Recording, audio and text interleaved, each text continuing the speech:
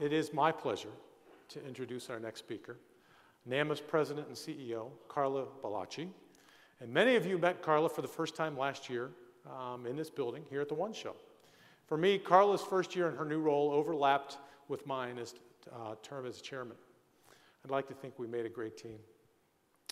So Carla has certainly made her mark, and we truly appreciate her leadership, her dedication, and her commitment to excellence. Please join me in welcoming NAMA's President and CEO, Carla Balakgie.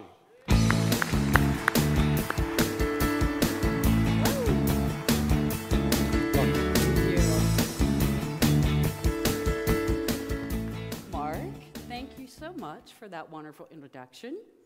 Good afternoon, everyone. Anybody up there?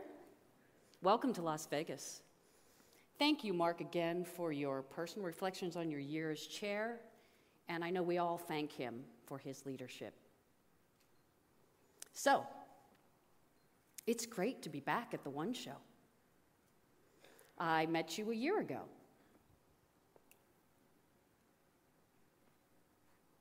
There you go. And as always, at the OneShow, the days ahead are jam-packed with opportunity to see what's new in our industry, to connect or reconnect with each other, of course, and to learn about ways to grow your business. So, as you saw in the opening video, 2012 was filled with some great accomplishments. Today, I'm going to give you some brief highlights of what we did over the past year, and also outline our highest priorities for how we're going to address them in our future plans, because there's still so much to do. So I like to say that 2012 was a year full of both planning and doing. And to direct those efforts, I spent a great deal of time out in the field interacting with many of you at your individual companies and also at state council meetings and events of the like. I also spent quite a bit of time in Washington. Yes, it was my former home, but this time I was there addressing the legislative and public policy issues that our industry faces. In many ways, it was also a year of assessment. We spent time formulating goals for the future and looking at NAMA's readiness to respond in that light. And as a result, we created some pretty powerful strategies to meet our goals. So I'm excited to share some of those with you in a few moments, but I don't want you to think that all we did was plan. We completed some very important actions this year on your behalf. So here are some examples. First, in government affairs, we are absolutely thrilled to have Eric Dell join our team to head up our advocacy efforts. Eric, are you out there? Stick up your hand. I'm sure you guys met him this morning.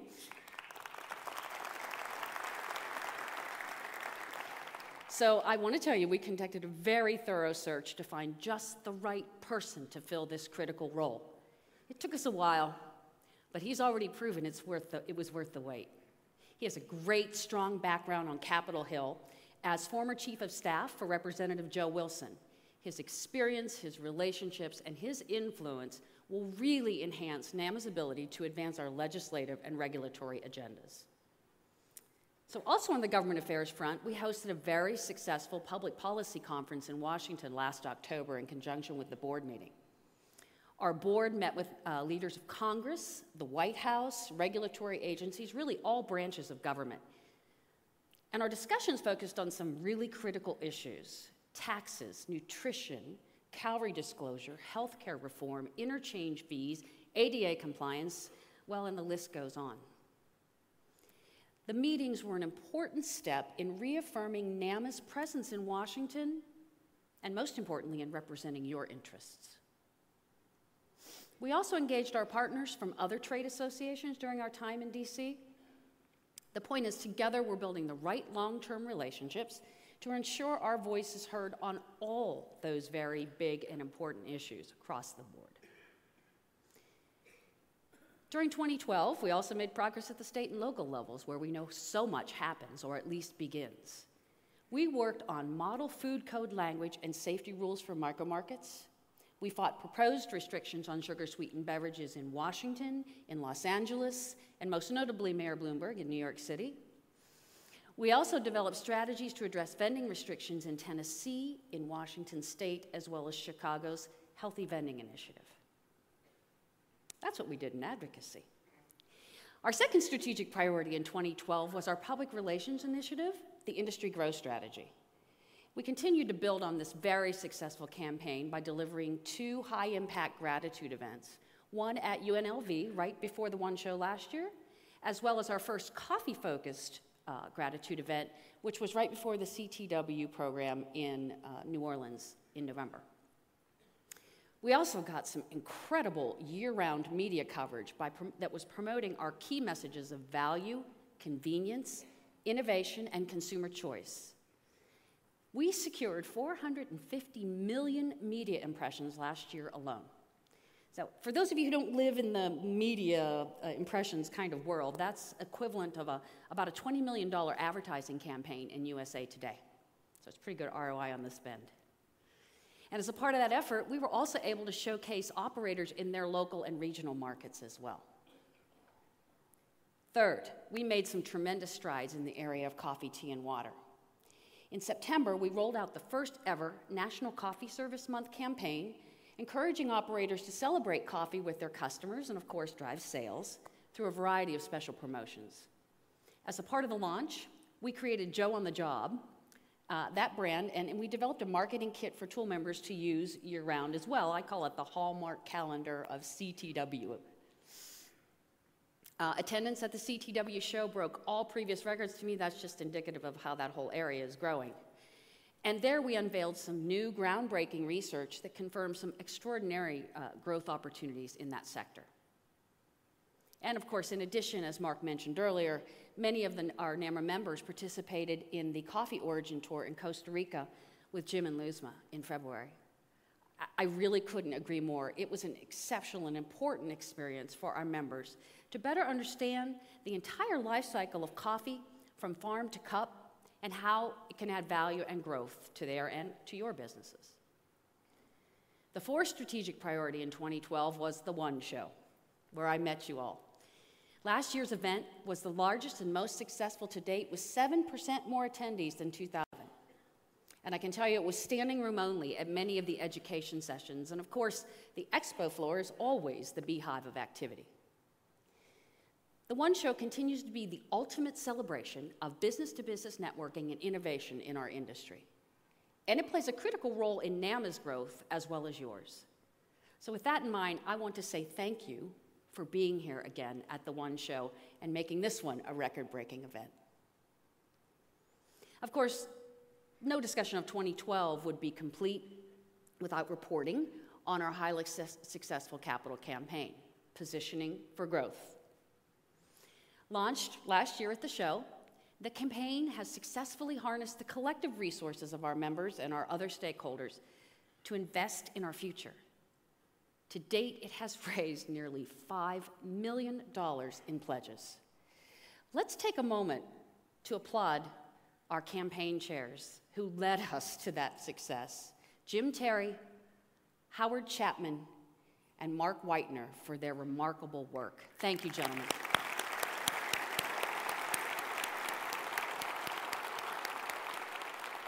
And thank you to all of you who have made commitments to this initiative. You'll be hearing a lot more about the campaign tomorrow from the committee in the general session. But while it's just me and you, I want to say that one of the most humbling experiences of my NAMA career so far is the tremendous response we received to Positioning for Growth. I was absolutely overwhelmed by members' support of the campaign and of our vision for the future. The response in terms of time and talent and treasure has been astounding. I look in the audience and I see PFG pins as much as I can beyond the lights, and it tells me we're on the right track. In fact, I'd like to invite everyone, it's a stand-up kind of thing, I'd like to invite everyone who has a PFG pin or who has made a commitment, stick up your hand or stand up and be acknowledged by your community for your commitment to the future. Please, let me applaud you. State councils, thank you. Clearly, we touched a nerve. And you jumped on board because it's something you must believe in. Positioning for growth unites us all around the desire to preserve the viability and profitability of our industry and to drive growth. So from me to you, thank you. So as you can see, it's been a great year.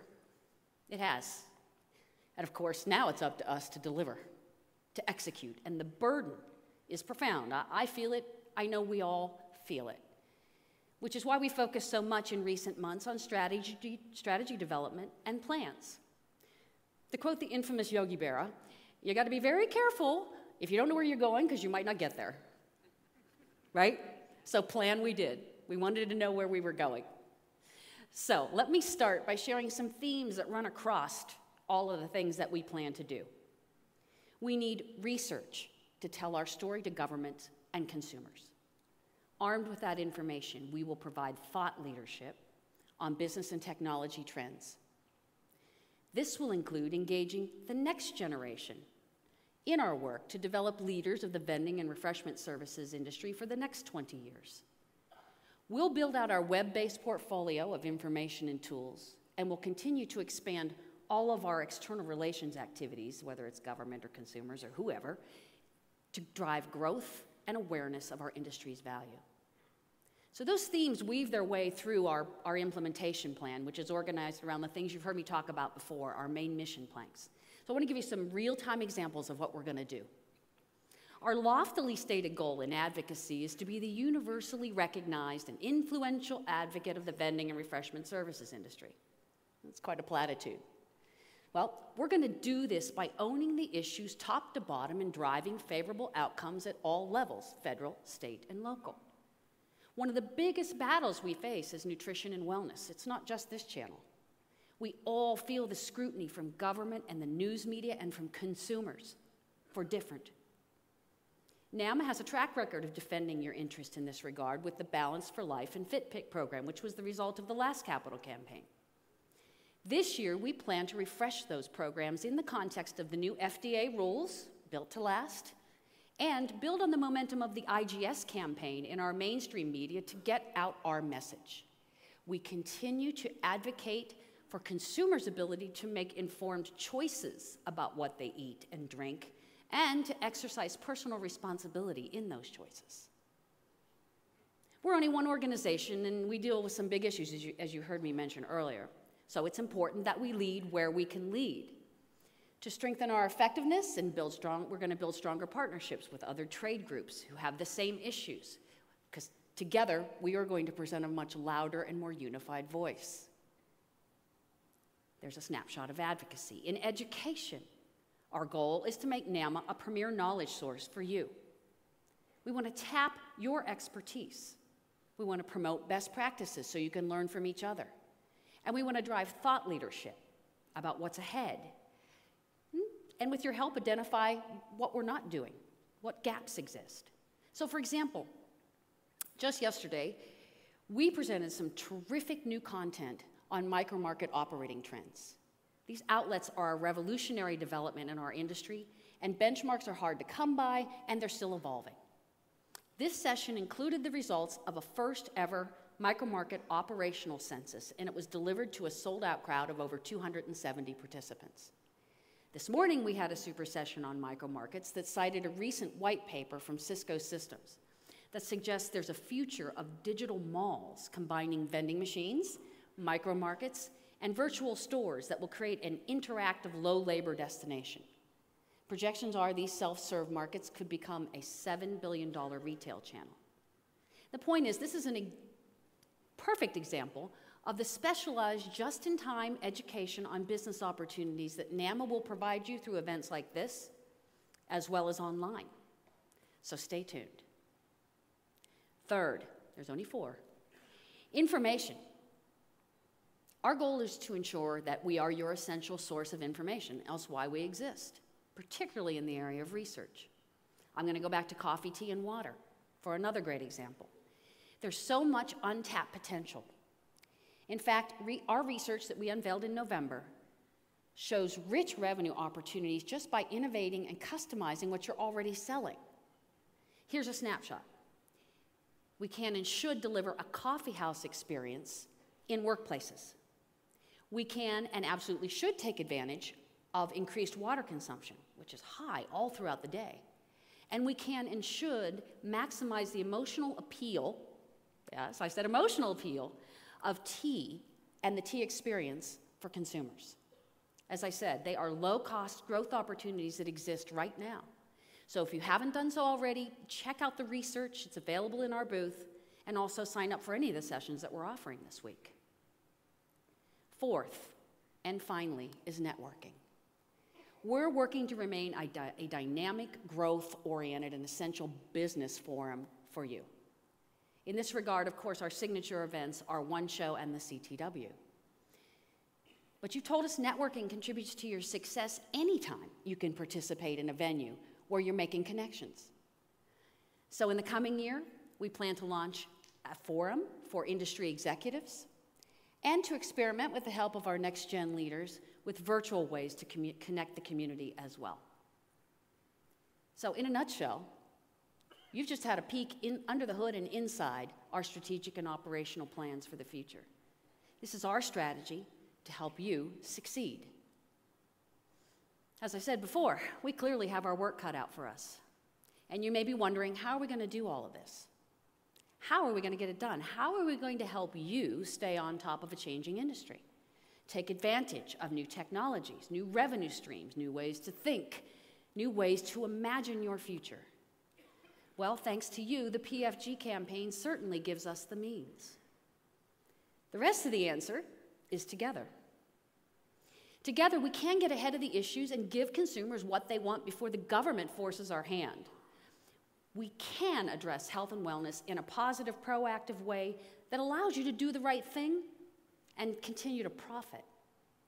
We can embrace technology and meet the needs of the consumers in a changing marketplace. But as I said, NAMA can't do it alone. We need you to be acting on all the possibilities we present. William Faulkner is credited with saying that change happens a little at a time and then all at once. So I'm going to close by sharing a story with you. Recently, I was talking to an operator who told me how he stopped thinking about how to sell an apple in a vending machine, but rather, how could he better meet his clients' needs with apples? The answer was in a basket, in a break room, which led to sales of cases of apples and bananas and other fruit. The point is, change doesn't have to be massive to be effective. So have a great show. And over the course of the next few days, I want you to think about how you can change the future of your business, one apple or one case of apples at a time. Thank you.